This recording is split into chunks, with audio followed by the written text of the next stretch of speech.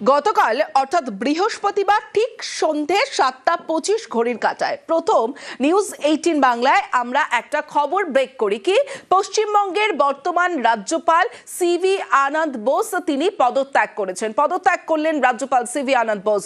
গতকাল এই খবর 7:25 নিউজ 18 বাংলাতেই প্রথম দেখানো হয়। বিধানসভা ভোটের আগেই পদত্যাগ বোসের। 2022-এর 23শে নভেম্বর রাজ্যপালের দায়িত্বে সিভি আনন্দ বোস আর মেয়াদ শেষের আগেই সিভি আনন্দ বোসের পদত্যাগ পত্র গ্রহণ করেছেন রাষ্ট্রপতি দ্রৌপদী মুর্মু। পশ্চিমবঙ্গের গভর্নর সিভি আনন্দ বোস পদত্যাগ করেছেন। কিসের জন্য পদত্যাগ করেছেন, কেন পদত্যাগ করেছেন কিছুই জানা যাচ্ছে না। রাজনৈতিক মহলে নানা রকম জল্পনা শোনা যাচ্ছে, নানা রকম কল্পনা শোনা যাচ্ছে, কিন্তু এখনো পর্যন্ত স্পষ্ট নয়, এখনো পর্যন্ত পরিষ্কার নয় কি কারণে সিভি আনন্দ বোস পদত্যাগ করলেন। প্রসঙ্গটা বলে রাখি, 3 বছর মতো হয়েছে সিভি আনন্দ বোসের পশ্চিমবঙ্গের গভর্নর পদে। এর আগে জগদীপ ধনখড় তারও 3 বছর ছিল, মেয়াদ হয়েছিল 3 বছরের, কিন্তু তারপর তাকে উপরাষ্ট্রপতি করে পাঠিয়ে দেওয়া হয় দিল্লিতে। কিন্তু উপরাষ্ট্রপতি পদেও তিনি বেশি দিন থাকতে পারেননি, তিনিও পদত্যাগ করে চলে যান। এবার সিভি আনন্দ বোস তিনিও কিন্তু পশ্চিমবঙ্গের গভর্নর পদ থেকে পদত্যাগ করলেন।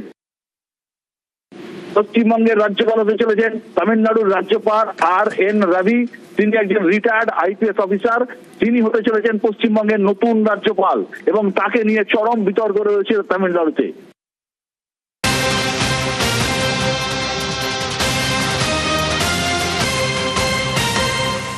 পশ্চিমবঙ্গে ভোটের আগে সিভি আনন্দ বোসের আচমকা পদত্যাগ, আর সেই পদত্যাগে এক্সপোস্টে মুখ্যমন্ত্রী মমতা বন্দ্যোপাধ্যায় এক্সপোস্ট করেন এবং সেখানে লেখেন পশ্চিমবঙ্গের রাজ্যপাল সিভি আনন্দ বোসের আচমকা পদত্যাগে হতবাক এবং গভীরভাবে উদ্বিগ্ন মমতা বন্দ্যোপাধ্যায়। এই মুহূর্তে তার পদত্যাগের কারণ আমার জানা নেই, তবে বর্তমান পরিস্থিতি বিবেচনা করে স্বরাষ্ট্রমন্ত্রীর চাপে পদত্যাগ করে থাকলে অবাক হব না। কেন্দ্রীয় স্বরাষ্ট্রমন্ত্রী জানিয়েছেন নতুন রাজ্যপাল হচ্ছেন RN রবি। রীতি অনুসারে আলোচনা না করে একতরফাভাবে নাম ঘোষণা কেন্দ্রের এই ধরনের পদক্ষেপ আদতে যুক্তরাষ্ট্রীয় কাঠামোয় আঘাত। এর ফলে গণতান্ত্রিক রীতি ও রাজ্যগুলির মর্যাদা ক্ষুণ্ণ হয়। এমন একতরফা সিদ্ধান্ত নেওয়া থেকে বিরত থাকা উচিত। এক্স হ্যান্ডেলে পোস্ট করেন মুখ্যমন্ত্রী মমতা বন্দ্যোপাধ্যায়। এক্সে পোস্ট করেই সরব হন মুখ্যমন্ত্রী মমতা বন্দ্যোপাধ্যায়। আর এই আচমকায় পদত্যাগ রাজ্যপালের আগামীকাল অর্থাৎ আজ দার্জিলিং এর হিল ফেস্টিভ্যালে বোস রাজ্যপাল হিসেবে ফেস্টিভ্যালে থাকার কথা ছিল সিভি আনন্দ বোসের, এবং আচমকা এই পদত্যাগ এবং ভোটের আগে বিস্তারিত ডিটেলসে আমরা আপডেট নেব সোমরাজের থেকে।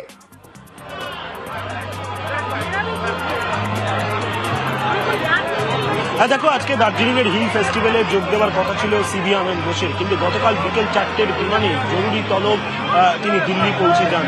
সন্ধ্যে 7টার মধ্যেই তিনি দিল্লি পৌঁছে যান এবং দিল্লিতে পৌঁছেই তার পদত্যাগ পত্র রাজ্যপাল পদ থেকে তিনি পাঠান রাষ্ট্রপতি দ্রৌপদী মুর্মুর কাছে। গতকাল রাতেই তার পদত্যাগ পত্র গ্রহণ করা হয়েছে, কিন্তু যেটা সবথেকে বড় প্রশ্নের জায়গা হয়ে দাঁড়িয়েছে যে সময়সীমা, অর্থাৎ এখানে রাজ্যে বিধানসভা নির্বাচন আর মাত্র 1 মাসও বাকি নেই। সেই সময়সীমার আগেই রাজ্যপাল পদ থেকে সিভি আনন্দ বোসের পদত্যাগ জানিয়ে শাসক দল তৃণমূল কংগ্রেস ইতিমধ্যে বেশ কিছু প্রশ্ন তুলেছে।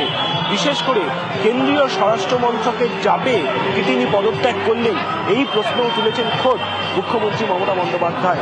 যদিও তিনি এটাও বলছেন যে এই ধরনের পদত্যাগে তিনি সত্যি খুব অবাক হয়েছেন, যে যেখানে বিধানসভা নির্বাচন আর 1 মাস বাকি রয়েছে, যেখানে তিনি গত 2022 সালের নভেম্বর মাস থেকে এই দায়িত্ব পরিচালনা করে আসছেন, যেখানে দার্জিলিংয়ের হিল ফেস্টিভ্যালে তার যোগ দেওয়ার কথা ছিল, তিনি গতকাল শিলিগুড়ির উদ্দেশ্যেই রওনা দেওয়ার কথা ছিল গতকালই, কিন্তু তার আগেই তিনি জরুরি তলবে দিল্লি পৌঁছে যান।